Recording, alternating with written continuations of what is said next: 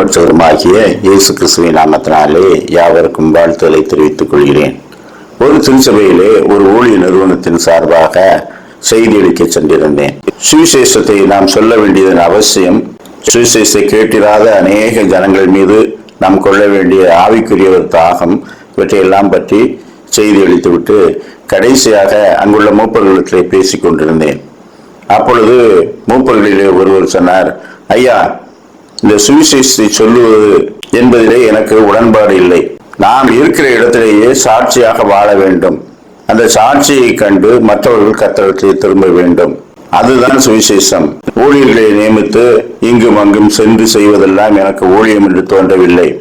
அதற்காக நிதி திரட்டி, அதற்காக உழைத்து, நிறுவனங்களை ஸ்தாபித்து, ஊழியர்கள் எங்கோ சென்று தங்கி இருந்து ஊழியம் செய்வதெல்லாம் ஊழியமே இல்லை. நம்முடைய வாழ்க்கை மற்றவர்களுக்கு சாட்சியாக இருக்க வேண்டும். அதுதான் ஊழியம் என்று நான் நினைக்கிறேன் என்று சொன்னார். அப்பொழுது நான் கேட்டேன், ஐயா, நீங்கள் எத்தனை பேருடைய வாழ்க்கையை கூர்ந்து கவனித்து அவரை போல வாழ வேண்டும் என்று தீர்மானித்திருக்கிறீர்கள் என்று கேட்டேன். அப்படி யாரும் இல்லை என்று சொன்னார். அப்படியானால் உங்களை எத்தனை பேர் கவனித்து இவர் மகா நல்லவர், இவரை போல் நாம் வாழ வேண்டும் என்று தீர்மானம் எடுப்பார்கள் என்று கேட்டேன். அதுவும் யாரும் கவனிக்க மாட்டார்கள்.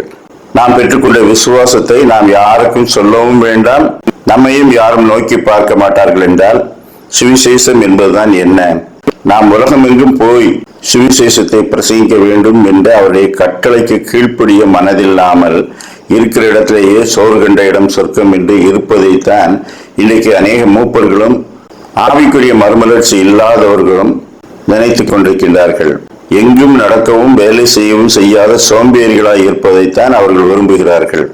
இன்றைக்கு கிறிஸ்தவத்தை எதிர்ப்பவர்களும் அதைத்தானே சொல்லி வருகிறார்கள். கிறிஸ்தவர்கள் மட்டும்தானே மத பிரச்சாரம் செய்கிறார்கள் அல்லது மதம் மாற்றம் செய்ய முயற்சி செய்கிறார்கள்.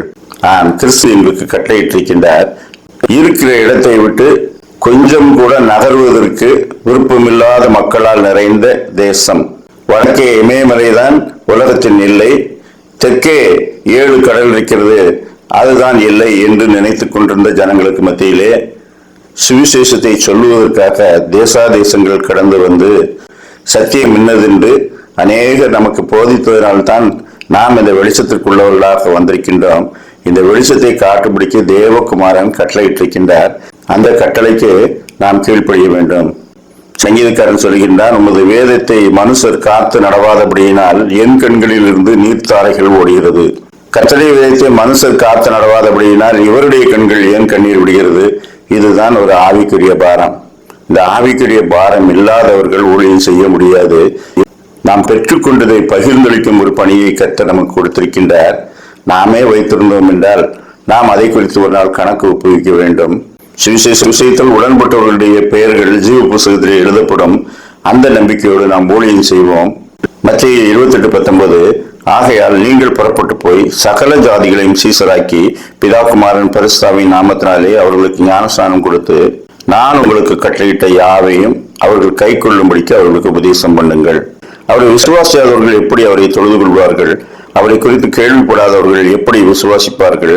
பிரசங்கிக்கிறவன் இல்லாவிட்டால் எப்படி கேள்விப்படுவார்கள்? அனுப்பப்படாவிட்டால் எப்படி பிரசங்கிப்பார்கள்? தேவகுமாரன் நன்மை செய்கிறவராக சுற்றி தெரிந்தார். அவர் ஒரு இடத்துல இருந்து கொண்டு எல்லாரும் இடத்திலே வாருங்கள் என்று ஒரு கூடாரம் போட்டு உட்கார்ந்து கொள்ளவில்லை.